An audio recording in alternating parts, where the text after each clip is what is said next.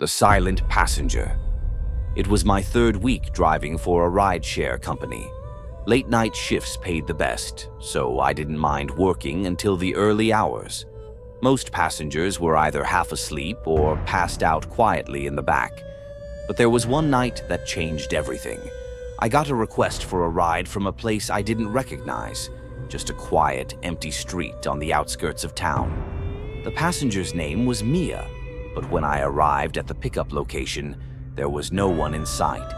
I sat there for a few moments, wondering if I'd gotten the wrong address. Then, out of nowhere, a woman appeared from the shadows. She was wearing a black coat, and her hood covered most of her face.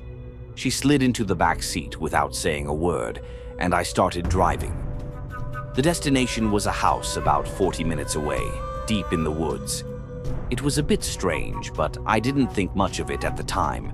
I tried to make small talk, but she didn't respond. She just sat there, staring out the window, her face barely visible in the dim light. About 20 minutes into the drive, I glanced up at the rearview mirror. That's when I noticed something that made my stomach drop. Her reflection wasn't there. I looked again. Nothing. No figure sitting in the back seat, just an empty shadow. I tried to convince myself it was a trick of the light, but the air in the car felt colder, heavier.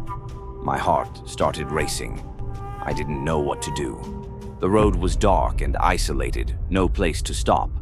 I kept driving, but my nerves were shot. When I finally pulled up to the address, it was a rundown house, barely standing with boarded-up windows. I stopped the car and waited for her to leave, but she didn't move. I glanced back. Her figure was still sitting there, perfectly still. And then she was gone. One moment she was in the back seat, and the next, she wasn't. No movement, no sound, just an empty seat.